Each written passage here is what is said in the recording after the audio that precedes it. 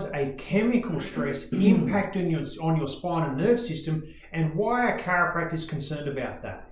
It's that time of the week, it's Mad Chats, it's here at MHCC. That is the one and only Dr. Brad. I am still Dr. Scott, and we're going to get into how a chemical stress impacts your system. And this is something that's very, very poorly understood by a lot of different healthcare practitioners, but it's still being talked about. So we're going to pull it apart today and give you some strategies by which to help negate the impact of these chemical stresses. So before we get into specifics, Brad, what is a chemical stress as a big picture, and how is it impacting our spine and nerve system?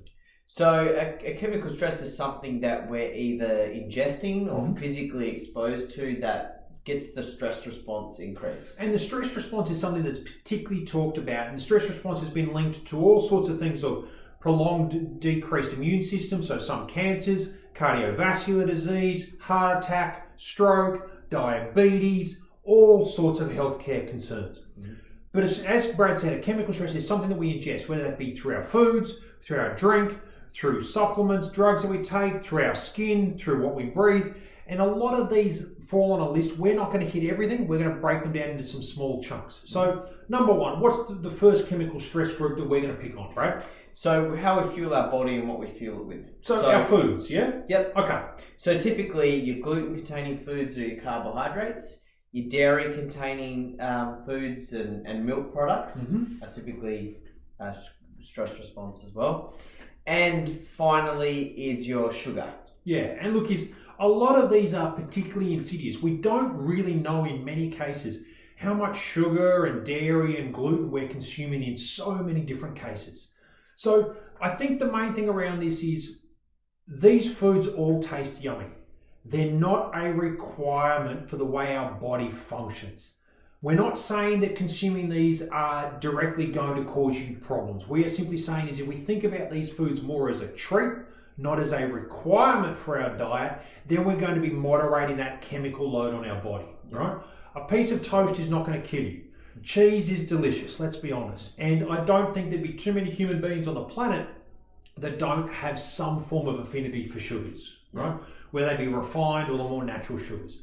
But if we can think of those as a treat, we reduce the load on our body and we put that together with minimizing other forms of stress on our nerve system, our body can deal with it as well as possible. Definitely. So they're the things that we fuel our body with. What's another form of chemical stress? So alcohol. Alcohols, coffees, sugary drinks, energy drinks, those things that we're drinking. We all know none of those are real good for us. Don't get me wrong, I enjoy a cup of coffee with the next person. I enjoy a cold beer with the next person. I'm not lying to myself and saying that I require beer to be a healthy person. It'd be nice. I know there's lots of studies that keep coming out about red wine. It's all a bit confusing. I think ultimately is understanding it is a stress for your body. It has to process it. You are loading up structures that aren't really wanting to deal with those sorts of things. So we want to minimize that impact. And what's probably the third one that kind of flies under a lot of people's guard at times? So medications and drugs and exposure to the environment, those sort of toxins. Look, I think is the interaction between drugs, whether they be prescription or not, supplements, our air quality, these all impact our system. Our body has to break all of these things down again. These are simply stressing our body out. Obviously, there is no drug, there is no supplement, there is nothing that is going to make you healthy from an outside-in perspective. So you don't require Panadol to suffer from a lack of headaches. You're not suffering from a lack of that in your diet. If we understand the role that these drugs are playing, we can use them when appropriate, but they're not going to increase your health. So we want to minimize the stress on our nerve system. So there it is, chemical stresses. It's the foods that we eat, it's the things that we drink, it's the supplements, it's the pills that we take. If we can understand that they're all impacting our nerve system in a way that is very similar and elicits the stress response, we understand the stress response is associated with a lot of chronic health problems, we're going to be better off. And that's how our spine and nerve system is involved, because that's our nerve system that controls all our structures that are breaking these and dealing with that, and therefore driving the stress response. So it's a big topic, it's a very important topic, it's one that a lot of people don't fully understand. We as chiropractors are here to understand how that impacts on your spine and nerve system and help your body deal with that as well as possible, and to give you some strategies by which you can minimize the load on your body.